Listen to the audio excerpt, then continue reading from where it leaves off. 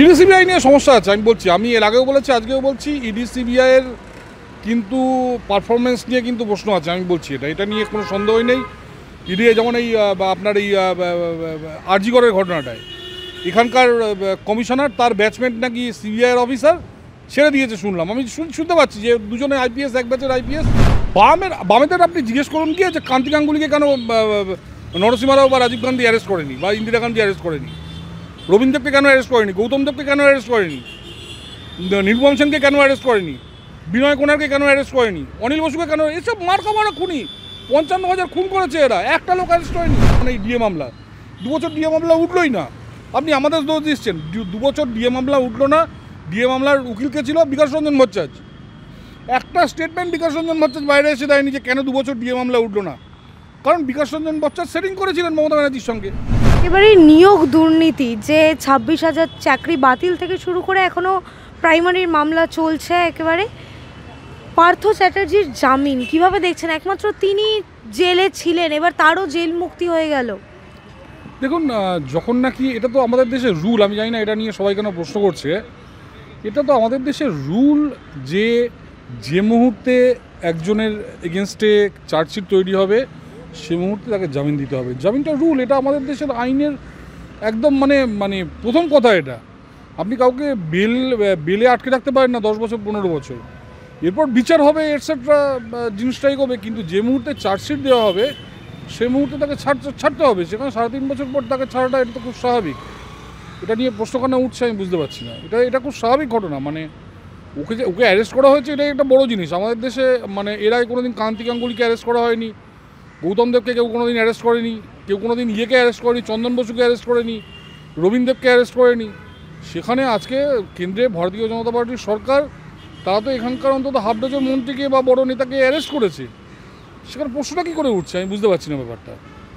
এটা খুব স্বাভাবিক ঘটনা।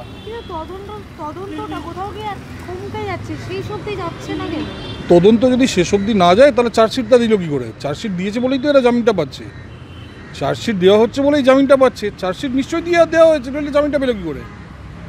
এবং সেটা তদন্ত হচ্ছে বলেই, আপনি বলুন না, এর আগে কান্তি গাঙ্গুলি, রবীন্দ্র দেব, এরা সব হত্যা করেছিল, নিরুপম সেন, অনিল বসু, বিনয় কোনার, কোনোদিন সেন্ট্রাল গভর্নমেন্ট তাদের টাচ করেছে? তারা জেলেই যায়নি, কোনো রকম তদন্ত হয়নি।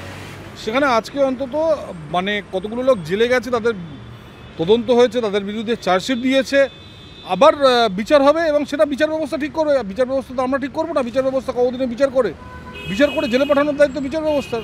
যে বিচার ব্যবস্থার কথা বলছেন, এই বিচার ব্যবস্থার একেবারে প্রাক্তন বিচারপতি, বর্তমানে বিজেপি সাংসদ অভিজিৎ গাঙ্গুলি, তিনি নিজেও বলছেন যে গুচ্ছ প্রমাণ থাকার পরেও ইডি সিবিআই বড় বড় মাথাদের গ্রেফতার করছে না, জিজ্ঞাসাবাদ করছে না, কিচ্ছু করছে না। ইডি সিবিআই নিয়ে সমস্যা আছে, আমি বলছি, আমি এর আগেও বলেছি, আজকেও বলছি, ইডি সিবিআইয়ের কিন্তু পারফরমেন্স নিয়ে কিন্তু প্রশ্ন আছে, আমি বলছি এটা নিয়ে কোনো সন্দেহই নেই।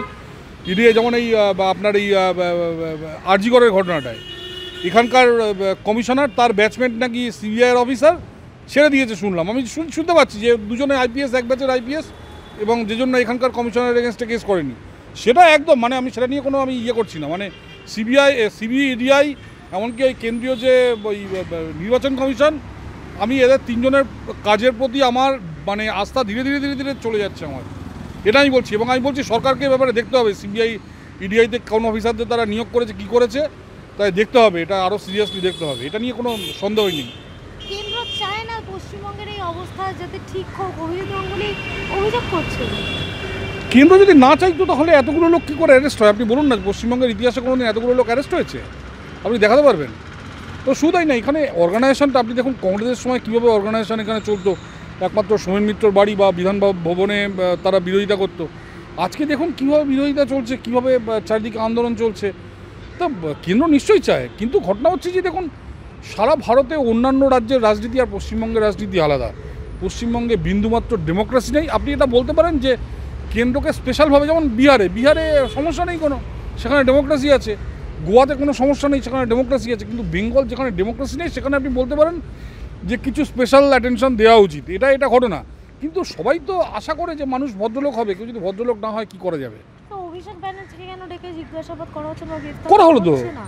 ও করা হলো তো, কতবার হয়েছে, এবার গ্রেপ্তার কেন হচ্ছে না এটা তো প্রশ্ন আছে আমার। আমি বলছি এটা সিবিআই, তাহলে কি বসকে ছোঁয়া যাবে না, সত্যিই ছোঁয়া যাবে? আমি জানি না, মানে এই ব্যাপারটা জানি না। এখানে আপনি তো আরজি করার ক্ষেত্রেও আমি বলছি, আরজি করার ক্ষেত্রে বা অভিষেক ব্যানার্জির ক্ষেত্রে, দু ক্ষেত্রেই আমি বলছি মানে সিবিআইয়ের পারফরমেন্সে আমি খুব হতাশ। আমি বলছি সিবিআই যেমন বহু লোককে অ্যারেস্ট করেছে, বহু তখন একসময় আপনারা বলতেন যে ইয়েকে অ্যারেস্ট করা যাবে না নাকি, অনুব্রতকে অ্যারেস্ট করা হয়েছে। একসময় লোকে ভাবতে পারতো যে বালুকে কেউ অ্যারেস্ট করতে পারবে, বালুকে তো অ্যারেস্ট করা হয়েছে। তো কাজ হয়েছে, কিছু ক্ষেত্রে কাজ হয়েছে, কিছু ক্ষেত্রে কাজ হয়নি। কিছু ক্ষেত্রে কাজ হয়েছে তখন আপনারা বলছেন যে কেন্দ্র সরকার কাজ করছে, এবং তখন বলছেন যে অতি সক্রিয়তা চলছে, এখন কাজ হয়নি তখনও আপনারা দোষ দিচ্ছেন। দুটো ব্যাপার তো চলতে পারে না। বিজেপি সাংসদ নিজে অভিযোগ করছে না, কিছুটা তো হতাশা আছেই, তো আমি নিজে অভিযোগ করছি, আমি তো আপনি সহমত তাহলে তার সাথে? আরে কতগুলো ক্ষেত্রে তো পারফরমেন্স খারাপ, আমি নিজেই বলছি। সিবিআই যে সব ক্ষেত্রে পারফরমেন্স ভালো করছে মানে সে কথা তো আমি বলছি না, আমি তো বলছি সিবিআই এদের পারফরমেন্স কিছু ক্ষেত্রে সত্যিই খারাপ, আমি তো বলছি নিজে। কিন্তু এটার জন্য গভর্নমেন্ট দায়ী না। দেখুন গভর্নমেন্ট তাদের 34টা রাজ্য চালাতে হচ্ছে, একটা রাজ্য একটা বিস্ফোরা হয়ে পড়ে আছে, মাঝে মাঝে অ্যাকশন নেওয়া হচ্ছে। কত লোকের এগুলো মানে এদের সবকটা লোক চোর, তাহলে তো পুরো মন্ত্রিসভাকে নিয়ে জেলে ঢোকাতে হয়। এখানে সিবিআইয়ের অর্ধেক অফিসারকে পশ্চিমবঙ্গে নিয়োগ করতে হবে, দলে ইডির অর্ধেক অফিসারকে পশ্চিমবঙ্গে নিয়োগ করতে হবে। এখন যেটুকু তাদের স্ট্রেংথ আছে এসেছে, তার মধ্যে এই গভর্নমেন্ট অফিসার, এদের ব্যাচমেন্ট কেস আছে, আইএএস অফিসাররা, আইপিএস অফিসাররা, এদের মধ্যে বহু দুর্নীতি আছে। এমনকি জুডিশিয়াল ক্ষেত্রেও আমি বলছি, যেমন এই ডিএ মামলা, 2 বছর ডিএ মামলা উঠলোই না। আপনি আমাদের দোষ দিচ্ছেন, 2 বছর ডিএ মামলা উঠলো না। ডিএ মামলার উকিলকে ছিল বিকাশ রঞ্জন ভট্টাচার্য। একটা স্টেটমেন্ট বিকাশ রঞ্জন ভট্টাচার্য বাইরে এসে দেয়নি যে কেন 2 বছর ডিএ মামলা উঠলো না। কারণ বিকাশ রঞ্জন ভট্টাচার্য সেটিং করেছিলেন মমতা ব্যানার্জির সঙ্গে। বিকাশ রঞ্জন ভট্টাচার্য মমতা ব্যানার্জির লোক, আমি আগেও বলেছি, আজকেও বলছি। এবং বিকাশ রঞ্জন ভট্টাচার্য 2 বছর কেস করেছেন, ডিএ মামলা ওঠেনি। শুভেন্দুবাবু তারপর উকিল দিলেন পাটলিওয়ালাকে, একদিনে কেস উঠে গেল। তা চেষ্টা তো আমরা করছি, আমরা চেষ্টা না করলে হবে নাকি এই জিনিসটা? আমরা চেষ্টা করেছি বলে ডিএ মামলাটা উঠলো। বিকাশবাবু যতদিন কেস করেছেন ততদিন ওঠেনি। শুধু মুখে বড় বড় কথা, সুপ্রিম কোর্টে গিয়ে একটা মুখ থেকে কথা বেরোয় না। কিন্তু তৃণমূলের পক্ষ থেকে তো বলা হচ্ছে যে অভিজিৎ গাঙ্গুলি, বিকাশ রঞ্জন ভট্টাচার্যের আইনে অনুপ্রাণিত মুরলীধর সেনের একটা তদন্ত কমিশন। আরে তো ওরা কি বললে ওরা কোনো যায় আসে নাকি? কতগুলো চোর চিটিংবাজ, কতগুলো 420, এদের কথা কেউ যায় আসে? এদের কেউ আজকে চলে গেছে, 2-4টা লোক আজকে চলে গেছে, কালকে বাকিগুলো যাবে। এদের কথার আবার কোনো ভ্যালু আছে নাকি? কোনো ভ্যালুই নেই এদের কথার। কিন্তু হঠাৎ এই অভিজিৎ গাঙ্গুলি উল্টো সুর গাইছেন তৃণমূলের পক্ষ থেকে। উল্টো শুন না, কতগুলো খুব তো আছে, আমি তো বলছি, যেমন সিবিআইয়ের ব্যাপারে খুব আছে। অনেক আগে থেকেই বলছি। বামেদের আপনি জিজ্ঞেস করুন কি যে কান্তি গাঙ্গুলিকে কেন নরসিংহ রাও বা রাজীব গান্ধী অ্যারেস্ট করেনি, বা ইন্দিরা গান্ধী অ্যারেস্ট করেনি, রবীন্দ্রকে কেন অ্যারেস্ট করেনি, গৌতম দেবকে কেন অ্যারেস্ট করেনি, নির্মল সেনকে কেন অ্যারেস্ট করেনি, বিনয় কুমারকে কেন অ্যারেস্ট করেনি, অনিল বসুকে কেন? এসব মার্কা মারা খুনি, 55,000 খুন করেছে এরা, একটা লোক অ্যারেস্ট হয়নি কেন? ইমাজিন, এমনকি মমতা ব্যানার্জি ক্ষমতায় এসে 21শে জুলাই, যেটা নিয়ে এখনও পর্যন্ত উনি নাটক করে বেড়ান, সেই 21শে জুলাই যে লোকটা মারলো তাকে দেখে এমএলএ বানিয়ে দিলেন। সেটা তার তৃণমূলের সঙ্গে সিপিএমের না, আমাদের সিপিএমের যে মানে একদম মানে খাঁজা সিপিএমের লোক, সেই মনীশ গুপ্ত, তাকে এমএলএ বানিয়ে দিলেন মমতা ব্যানার্জি। এতদিন ধরে সব বলে এসেছিলেন বেঙ্গল ল্যাম্প, এই আজকে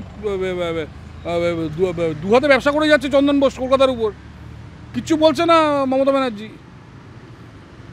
তো মমতা ব্যানার্জি কেন বলছে না? এই যে একের পর এক সেনবোর্ড ব্রিজগুলো ভেঙেছে, সেনবোর্ড জানেন তো, চন্দন বোসের কোম্পানি, এতগুলো ব্রিজ ভেঙেছে, চন্দন বোসকে একবার ডেকেছে মমতা ব্যানার্জি, ডাকেনি কেন? রাখেনি। কারণ সিপিএম এবং তৃণমূল বেসিক্যালি মানে দুটোই কমিউনিস্ট পার্টি। এখন তো দীপঙ্কর ভট্টাচার্য যে সিপিআইএমএল, সে হলো সবচেয়ে বড় কনসালটেন্ট মমতা ব্যানার্জি। মমতা ব্যানার্জি আজকে যাদবপুরে যাদের বসিয়ে রেখেছে, প্রেসিডেন্সি যাদের বসিয়ে রেখেছে, সব সিপিএমের লোক। সেখানে আপনি আমার কি যাদবপুরে যে ডিন, সে ডিন ভদ্রলোক, সে সারা জীবন সিপিএম করে এসছে, তাকে মমতা ব্যানার্জি ডিন বানিয়ে দিলেন। সে সিপিএমের লোক, টিভিতে এসে সিপিএমের হয়ে কথা বলে। কার সঙ্গে কার সেটিং আপনি বলুন না আমায়। তাহলে কি বিজেপি সাংসদ অভিজিৎ গঙ্গোপাধ্যায়ের যে মতামত, সেই মতামতের সাথে আমি একমত? দেখুন কিছুটা ফ্রাস্ট্রেশন আছে, আমি বলছি তো অভিজিৎ বাবুর কথায় আমি কিছুটা আমি বলছি, যেমন আমি বলছি সিবিআই এই ব্যাপারে আমি ওনার সঙ্গে একমত। নাম্বার 2, উনি বলছেন যে দিল্লি থেকে কিছু পর্যবেক্ষক আসে, সেই ব্যাপারেও আমি একমত যে নো পর্যবেক্ষক, এখান থেকে ডাইরেক্ট শ্রমিকবাবু কথা বলবে, এখান থেকে ডাইরেক্ট শুভেন্দুবাবু কথা বলবে, কোনো মাঝখানে কারো আসার দরকার নেই যে পশ্চিমবঙ্গ রাজনীতি বোঝে না। বুঝলে এসো বাবা, নইলে কেটে পড়ো এখান থেকে। ঠিক আছে, এই কতগুলো ব্যাপারে আমি ওর সঙ্গে একটু ফ্রাস্ট্রেশনে বলে ফেলেছেন। এবার ঘটনা হচ্ছে দেখুন সারা ভারতে প্রত্যেকটা রাজনৈতিক দল মোটামুটি ভদ্রলোকেরাও তো রাজনীতি করে। এই একটা অন্য কেস, একটা অ্যাবসলিউটলি ডিফারেন্ট কেস স্টাডি। এখন কেন্দ্রের স্বরাষ্ট্রমন্ত্রী প্রধানমন্ত্রী সারাদিন তো পশ্চিমবঙ্গ নিয়ে ভাবতে পারেন না, তো কিছু ক্ষেত্রে আরেকটু অ্যাক্টিভ হতে হবে। মানে কতগুলো কাজ, মানে এরা যে অন্যায় করছে সেই অন্যায়গুলো তো তারা করতে পারে না, তারা সারা ভারতবর্ষে সবাই অন্যায় করা শুরু করবে। আপনারা যদি বলেন যে মানে গণতন্ত্রটা যেভাবে মমতা ব্যানার্জি ভেঙে দিয়েছেন সেভাবে মোদিজি অমিত শাহজি তারাও গণতন্ত্র ভেঙে দিক, তাহলে তো সারা ভারতবর্ষে প্রত্যেকটা স্টেটের মানুষ গণতন্ত্র সংবিধান ভাঙা শুরু করবে। তা আমাদের পক্ষে তো সেই কাজগুলো করা সম্ভব না, কিন্তু ফ্রাস্ট্রেশন তো আছেই, কারণ এখানে একটা ডিক্টেটরের রাজত্ব চলছে, ফ্রাস্ট্রেশন তো আছেই। ওনারও ফ্রাস্ট্রেশন আছে, আমাদেরও আছে, সবার আছে ফ্রাস্ট্রেশন।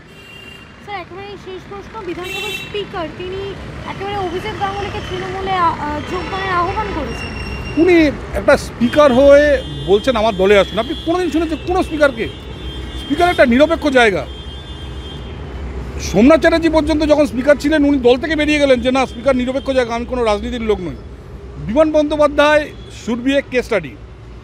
আগামী দিনে বিমান বন্দ্যোপাধ্যায়ের যে 15 বছরের যে tenure, it should B A case study, যে কি কি করা উচিত ছিল, কি কি সীমাবদ্ধতা, এবং কোথায় মানে স্পিকারদের এই সীমাবদ্ধতা বা ক্ষমতা কোথায় পরিবর্তন করা উচিত তা নিয়ে যদি একটা কেস স্টাডি হয়, সেটাই বিমান বন্দ্যোপাধ্যায়। ওনার এই 15 বছরের যে ইতিহাস, সেটা কিন্তু কনস্টিটিউশনে যারা মানে অ্যামেন্ডমেন্ট করে এটসেট্রা তাদের কিন্তু আরও 10 বার করে ভাবাবে যে এরা কতটা মানে ভুল কাজ করতে পারে।